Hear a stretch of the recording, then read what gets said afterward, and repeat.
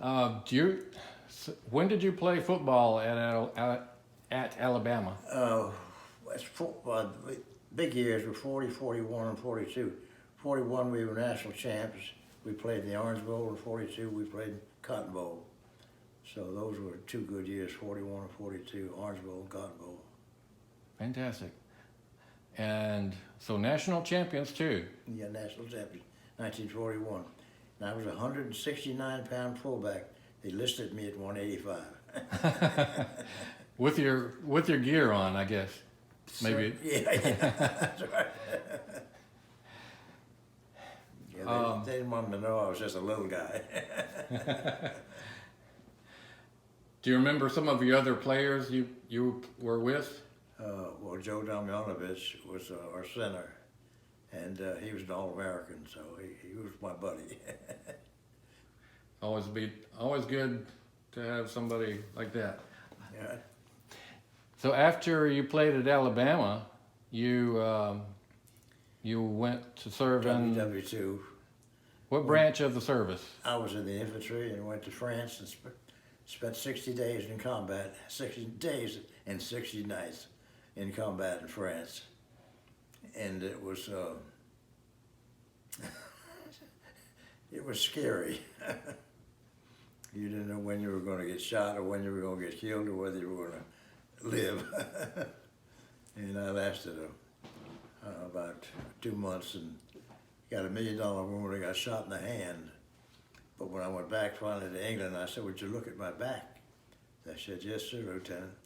5 fractured vertebrae and 7 fractured. Transverse process." They said, "The war is over for you." Oh my goodness. Thank you, Lord. Thank you, Lord. Thank you, Lord. Yeah. Had a broken back and didn't know it. Circumvented Paris and did most of our fighting from Paris on towards Germany. And the Germans, we were beginning to capture them and they were beginning to surrender. Mm-hmm. And what impressed me the most was when they surrendered, they got in full dress uniform. They had so much pride, you know. They didn't want to be look at their old dungarees, you know. And that really impressed me. They said, "You can have us, but we're going to look like $1 million." That really impressed me. Well, we'd fight all day long, and then the captain would say, "Lieutenant, we're going out on night patrol." And I'd say, "Oh, S-H-I-T, you know." And it was so dark, you could not see your hand in front of your face.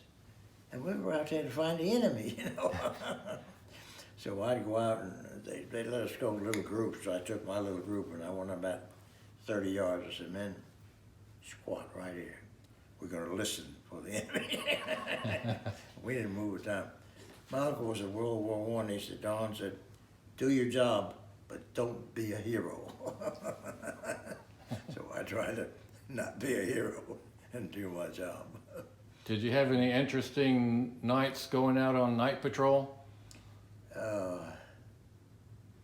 Well, no. Fortunately, we didn't meet anybody. And again, it was so daggone dark. You couldn't see your hand in front of your face. I've never seen it so dark in my life. I was I couldn't believe that, you know. No city lights around there. Nothing. Oh, I hated night patrol. Hated it. And then when you went out, you had to get back. You didn't know how you were going to get back because you didn't know where you were going. Oh, boy. And we'd holler and say, "We're coming back." Yankees. Did you have a specific word that you? Oh yeah, we had passwords, but you didn't come back with that same place. Oh that yeah. same password. So you had to say, "Hey, New York, White Plains," you know, anything to say. "We're your friend. Let us back in." We had to plead with them to get back to our old lines. It was murder. Bad enough to go down. It was hard to get back. Yeah, don't go too long. They'll change the password.